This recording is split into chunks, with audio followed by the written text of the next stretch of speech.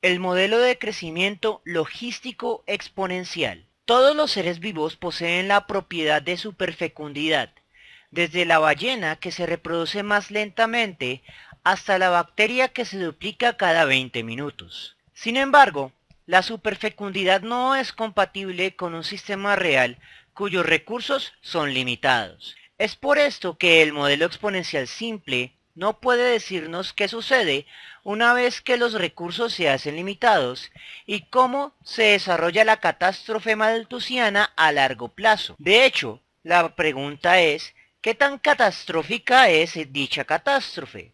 Hay dos opciones, dependiendo del tipo de ecosistema que estemos trabajando. Uno con recursos no renovables y otro con recursos renovables.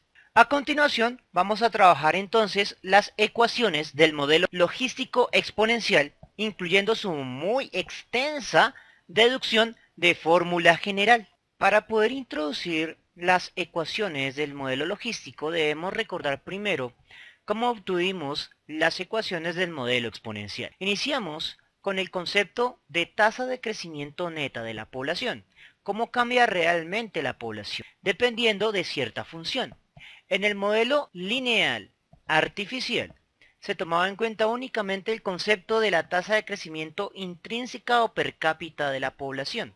Sin embargo, las poblaciones reales crecen no solo dependiendo de su tasa de crecimiento per cápita, sino también de su tamaño poblacional.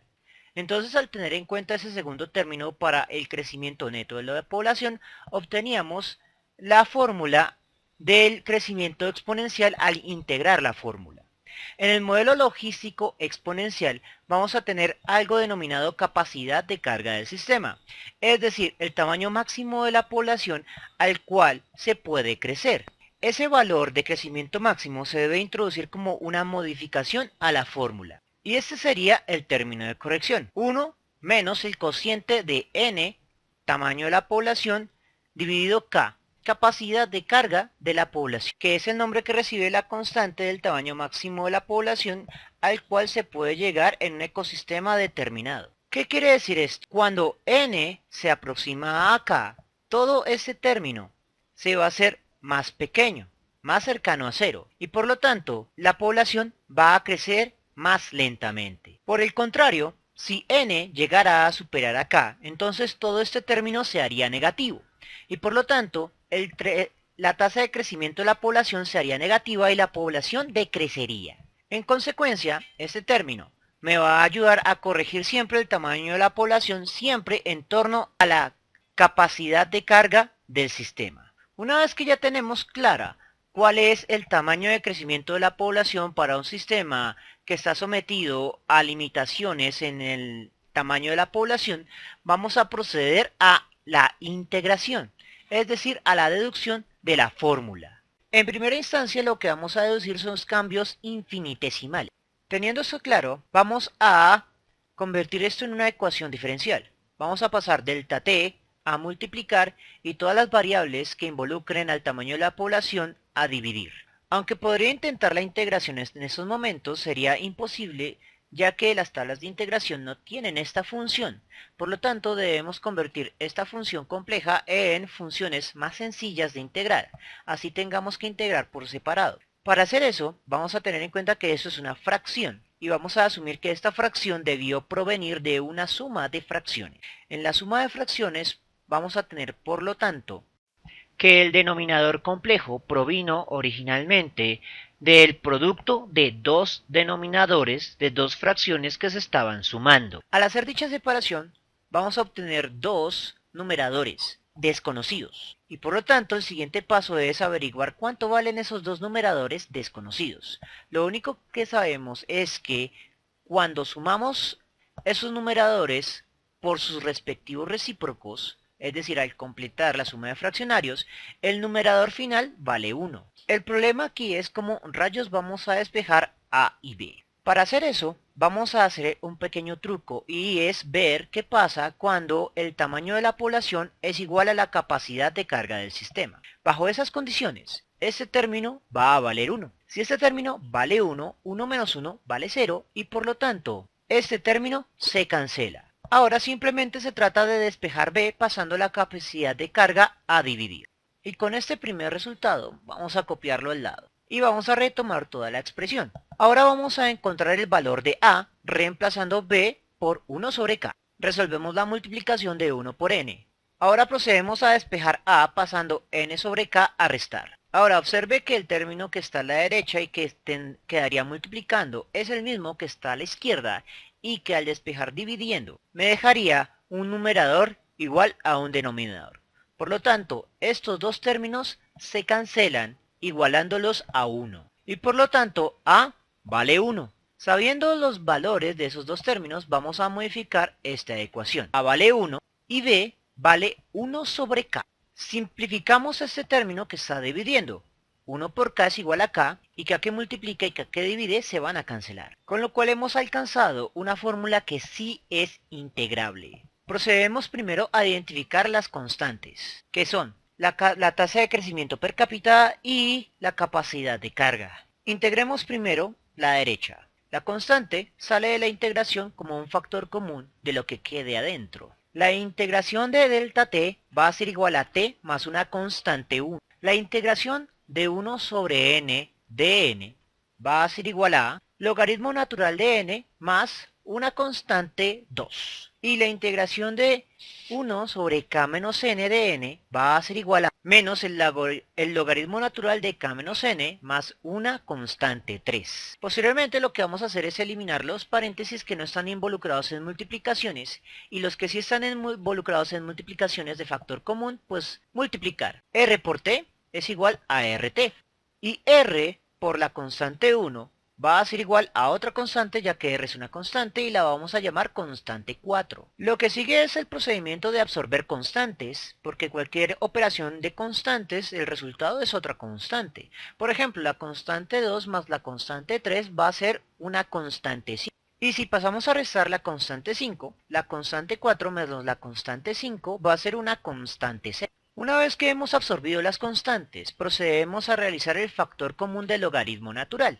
Es decir, lo que pasa cuando el logaritmo natural es un factor operativo común a un término que está sumando y un término que está restando. El término que suma va a quedar como numerador y el término que resta como denominador.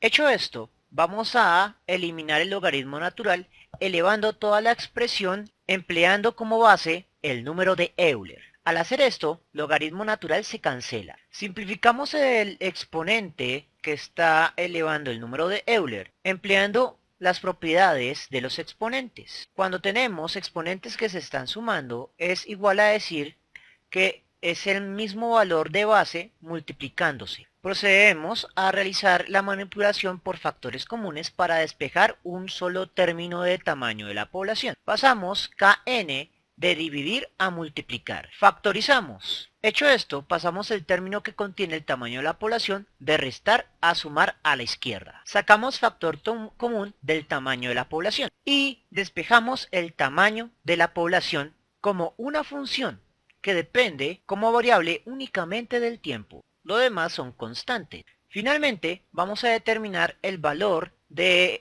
número de Euler exponente a la sexta constante. Vamos a reemplazar en esta fórmula lo que pasa en el tiempo inicial, en el tiempo 0. Si eso es así, entonces R por 0 es igual a 0. Cualquier número elevado a la 0 es igual a 1. Con esto vamos a proceder a despejar el valor de la sexta constante.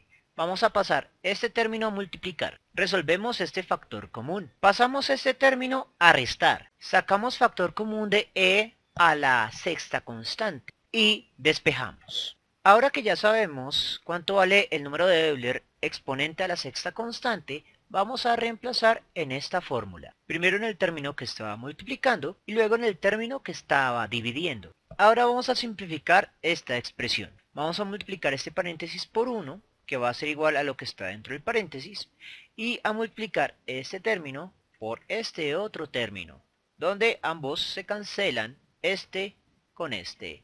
Y nos queda lo siguiente. Eliminamos el paréntesis que no quita ni resta, porque no está implicando una multiplicación, y sacamos factor común del tamaño inicial de la población Y con esto, por fin hemos obtenido la ecuación del modelo logístico exponencial que me permite calcular el tamaño de la población para cualquier tiempo, teniendo el tamaño inicial de la población, la capacidad de carga del sistema, el tiempo y el cociente de crecimiento per cápita de la población. La gráfica de la curva logística es semejante a la función exponencial, por lo menos al principio, más o menos hasta este momento, generando dos regiones importantes. En primera instancia, vamos a tener una fase de adaptación, que sería esa región de acá, y luego una fase de crecimiento exponencial, la segunda fase. Sin embargo, el término K o capacidad de carga provoca que a medida que la población se aproxima a K, su crecimiento se hace paulatinamente más lento, hasta llegar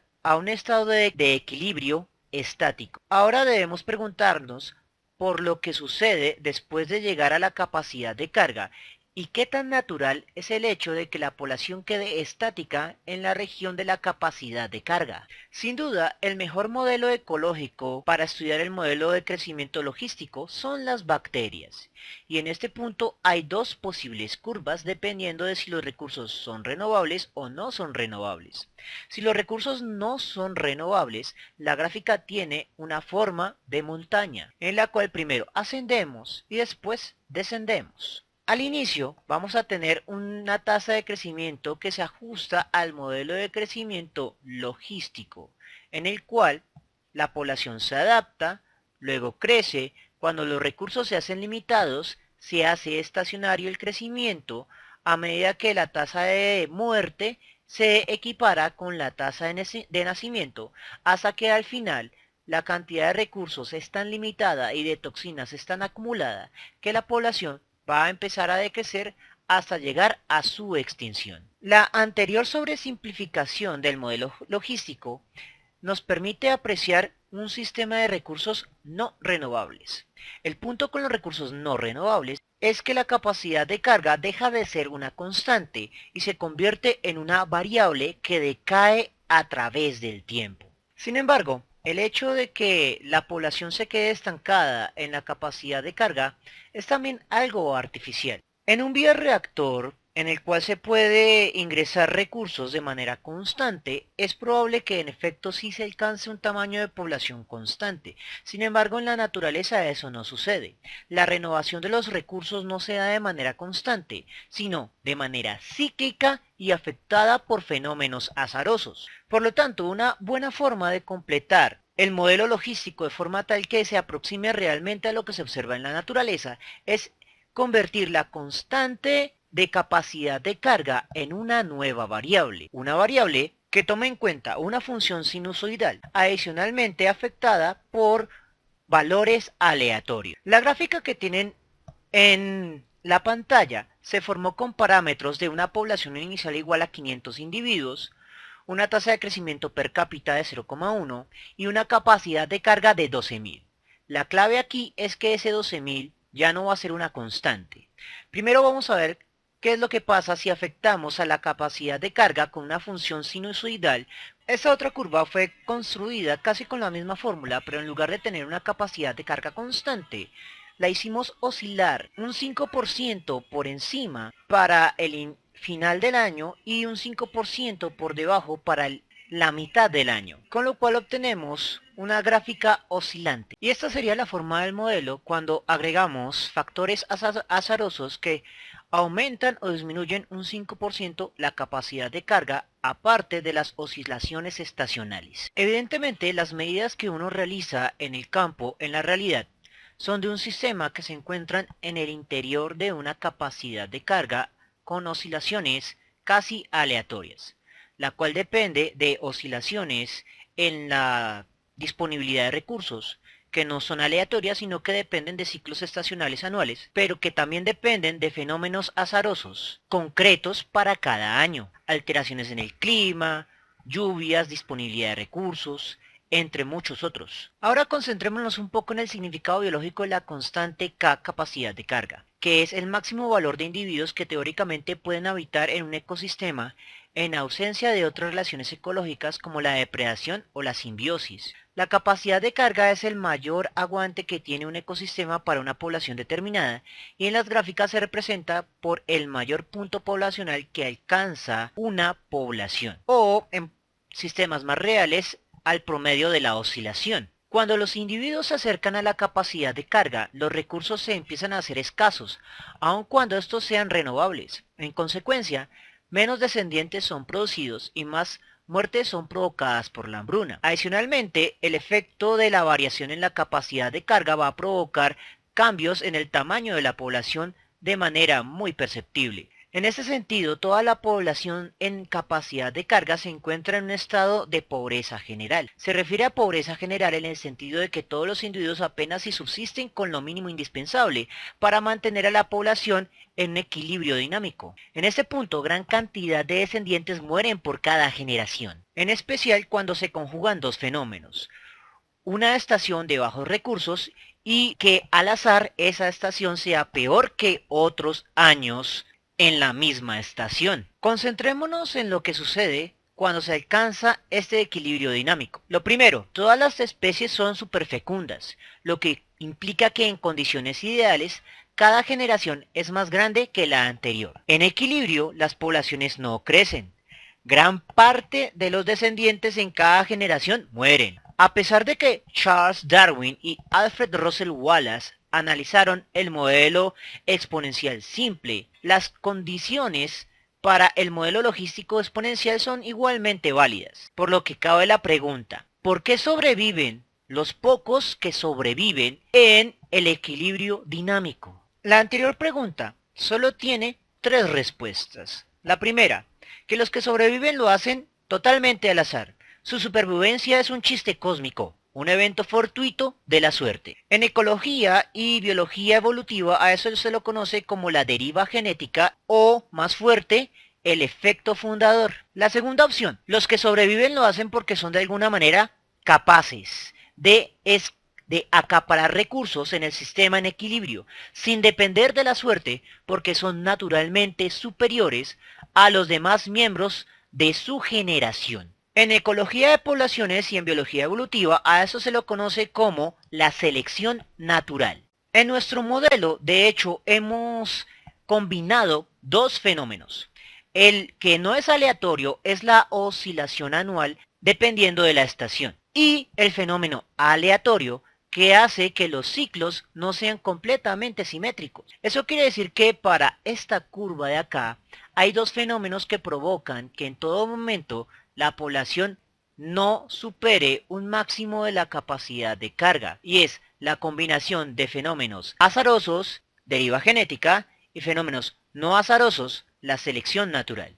Y es lo que probablemente ocurre en la naturaleza, que se combinen ambos fenómenos. A veces unos van a ser más fuertes que otros.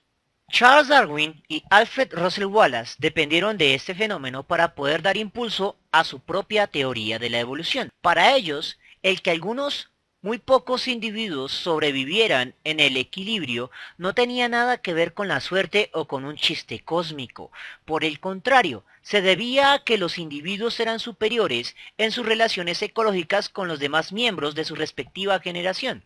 Es decir, depredaban mejor y eran menos depredados. Tenían más mutualistas acompañantes que mejoraban sus condiciones de vida. Tenían menos parásitos por un sistema inmune superior a sus pares. Obtenían más recursos inorgánicos o eran más tolerantes a los factores abióticos extremos como la temperatura, la baja disponibilidad de agua y minerales o una mayor tolerancia a los venenos. Con esto superaban a sus competidores intra e interespecíficos cercanos. Esta es la naturaleza de la selección natural, la cual a diferencia de muchas interpretaciones coloquiales, no es ni una fuerza vitalista ni un fenómeno al azar, pues surge de la deducción que emerge de las limitantes deducidas por los modelos de crecimiento poblacional y por las interacciones ecológicas y de la comunidad. Para Darwin, sin embargo, la interacción ecológica más importante de la selección natural era la competencia intraespecífica, y la razón es la siguiente. Debido a que en cualquier modelo de crecimiento los individuos solo experimentan restricción de recursos en el equilibrio, es válido decir que la selección natural solo se hace evidente en ecosistemas en equilibrio, donde las interacciones de la población, la comunidad y el ecosistema se hacen estables. Bajo tales condiciones, un individuo debe afrontar competencia contra otros individuos de su misma especie. A esto se lo denomina competencia intraespecífica. Esto se debe a que los individuos de una misma especie tienen todos los mismos requerimientos, sus nichos son los mismos, y por lo tanto compiten de forma directa por ellos. La lucha por la existencia. Un ejemplo de esto es la lucha por parejas para la reproducción sexual, donde machos y hembras pelean entre sí para acceder a la disponibilidad de reproducción con individuos superiores. Darwin denominó esto selección sexual. La lucha también puede ser indirecta, acaparando egoístamente recursos relacionados con las interacciones de la comunidad, como la depredación, la relación depredador-presa, o la simbiosis, comensalista, parasitista, mutualista o sinecrosis. En últimas, la selección natural es un subproducto de todas las interacciones de un individuo con su ecosistema, es decir, la suma de los factores bióticos y abióticos que afectan su potencial reproductivo. Alterar una sola variable puede afectar los patrones de la selección natural en todo el sistema, disminuyéndola para algunos e incrementándola para otros. Si la selección natural es muy fuerte, la población será condicionada inevitablemente a la extinción, pero lo más común es que sea la deriva genética la que someta a las poblaciones al peligro de extinción. Finalmente, el modelo logístico nos permite dar nombre a dos estrategias de vida. La estrategia de vida es el modo en que el tamaño de la población crece para sacar ventaja de algunas interacciones con el medio ambiente. En base a esto señalaremos dos. La estrategia de vida R, que se relaciona con especies con altas tasas de crecimiento. Nacen muchos, tienen ciclos de vida corto y requieren pocos recursos para subsistir. Esas especies favorecen la cantidad sobre la calidad. Las crías son reemplazables y en cada ciclo se genera una gran mortalidad. La estrategia de vida K, de capacidad de carga, se relaciona con bajas tasas de crecimiento y natalidad. Nacen muy pocos, tienen ciclos de vida largos y requieren muchos y especiales recursos para subsistir, además de un dedicado cuidado parental. Esas especies favorecen la calidad, la especialización y el tamaño sobre los números. Las crías reciben cuidados y mimos, y en cada generación la mortalidad es baja. Bien, con esto hemos visto la deducción no solo del modelo logístico exponencial, sino de fenómenos biológicos mucho más generales, como la deriva genética, que se deriva de fenómenos azarosos, y la selección natural, que se deriva de fenómenos no azarosos. Espero que les haya gustado y nos vemos en una próxima oportunidad.